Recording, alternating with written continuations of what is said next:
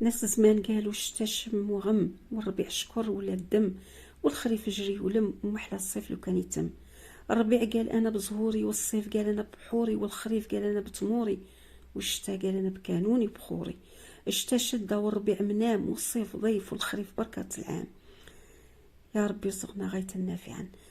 سلام حبيباتي، نتمنى من يدخل عليكم هذا الفيديو يلقاكم بألف خير، ونتمنى كذلك هذا المقولة تاع ناس الزمان يعجبكم وتديروا عليهم كذلك، لأن كلامهم كان دواء، صراحة كلامهم كان دواء. اليوم جبتكم وصفة البغرير. حسيت بالبرد شوية، قلت نوض ندير البغرير، توحشنا. وكما تعرفوا البغرير يبغي اللمة ويبغي يجمع الحلوة. الله يحل اياماتكم والله يدوم لمتكم.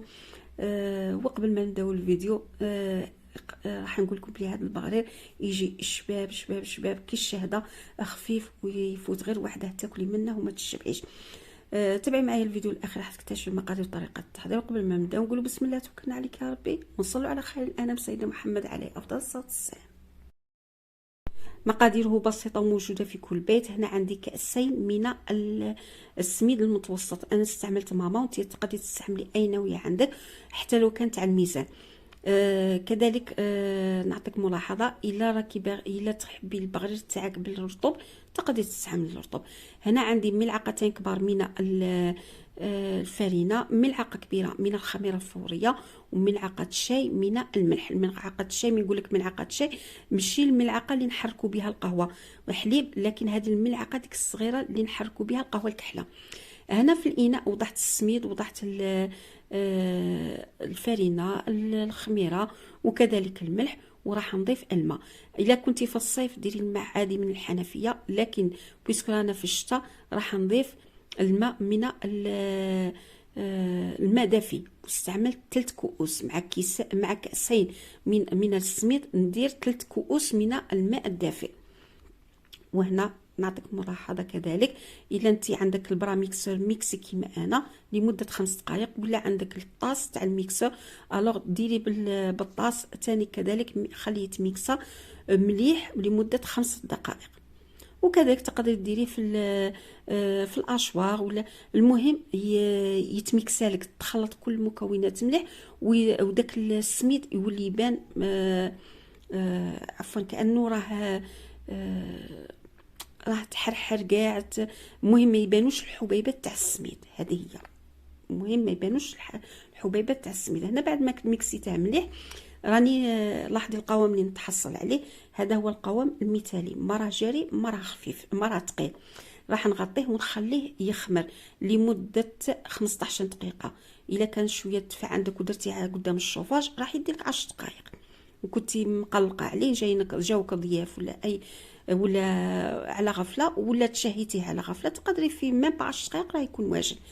هنا ضفت بعد ما اختمر لي، ضفت هنا الملعقه عفوا كيس خميره كيميائيه وملعقه خل، وضعت فوقها ملعقه خل. هذا هو التفاعل اللي نحب نشوفه، لهذا قربت لكم الصوره. هذه الخميره مع ملعقه الخل جربيها، تعطي واحد الخفه للبغرير تاعك ولا اروع. جربتها بدون خميره، انا نهاري ما يكونش عندي الخل ولا الخماره الكيميائيه ما نديرش البغرير، حتى يكونوا عندي عادك ندير البغرير يخرج خفيف خفيف، وهذا التفاعل يعطيك نتيجه رائعه. هنا بعد ما سخنت لي المقله، تقدري تستعملي كريبير طاجين كيما بغيتي، المهم ما يكونش يلصق. هنايا راني نوضع كميه لوش تاع من الخليط تاع البغرير، نوضعها. لاحظي كي راهي تثقب، ما كاش بلاصه ما تثقبش، ما كان لا عفسه لا والو. يقول لك عفسه الراجل تبان كما، ما كان لا عفسه لا والو، يخرج ولا اروع صدقيني. هذا البغرير غير ديريه وما تخميش. هنا راح نكمل كل كميه. كاين حبات درت فيهم الزبيب، كاين حبات ما درتش فيهم لانه ولادي ما يبغوش الزبيب، الوغ درت غير اللي ناكلو حنايا درت فيه الزبيب. وطريقه سهله سهله سهله. واحد يقول لي ما درتيش في الكريبير، ما درتهاش في الكريبير لانه بغيت الحبات كاملين يجوني كيف كيف، ما تجيش حبه كبيره وحبه صغيره. هذه هي بعد ما طاب في ميم با 10 مينوت طاب ليك. طيبت كميه، ولادي كانوا واقفين عليا، جاو من ليكول وبغاو يشربوا. راح تقولي لي راه ابيض، راح نقول لك سي فغي راه ابيض، لانه انا دائما البغرير نعاود نحميه. من نعاود نحميه ما يجيش باه يجيني هذاك هو يدير ديك القرمشه ويجي داك الطراوه تاعه من نسقيه يجي هذيك هي. الوغ انا قبل ما نسقيه لاحظوا كي راه مثقب ما شاء الله، الله اكبر، خرج ولا اروع. ما تلقيش بلاصه ما فيهاش ان تخو، هذه هي كما يقول لك ميل تخو. المهم هنا راني ذوبت شويه زبده، وفي هذا الاثناء كذلك راني دايره لاكريبيير وراني حاطه فوقها البغرير رايح ما كما كتلاحظي. هنا درت حبه وزدت فينا على نفس الوجه، درت الحبه الثانيه ونقعد نقلب فيهم يحماو، ومنها او ميم طون يزيدوا يحمروا. هذه طريقتي نحمي ونسقي او ميم طون. هنا الدهان راح نزيد له شويه حسل، راه دايب، راح نزيد له الحسل على حسب الرغبه. كاين اللي تبغي الحلاوه بزاف ديري الحلاوه بزاف، كاين اللي يديروا غير الحسل وحده ما يديروا لا دهان لا والو. لكن انا نفضل ندير كيما تعلمته وكيما كبرت عليه، نديروا الحسل والدهان.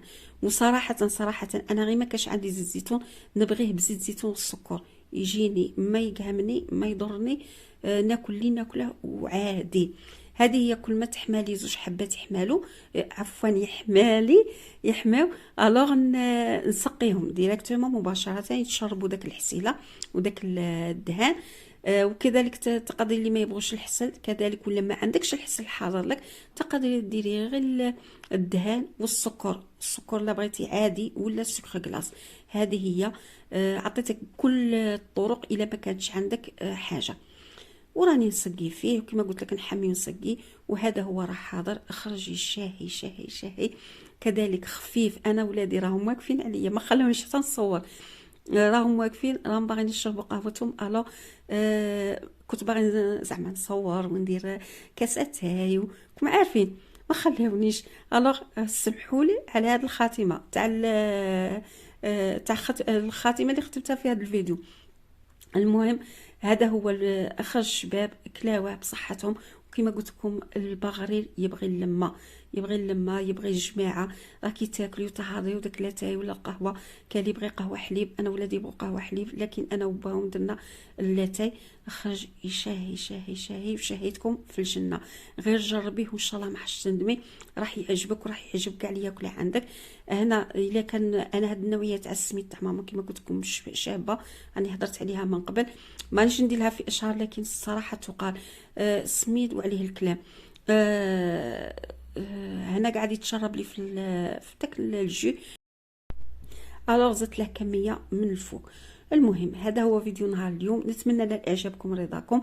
نتمنى اذا عجبكم الفيديو ما تنساوش دعمي باللايك والاشتراك في القناه، تفعيل الجرس ليصلكم كل جديد، ومشاركه الفيديو مع اهلكم واحبابكم لتعم الفائده.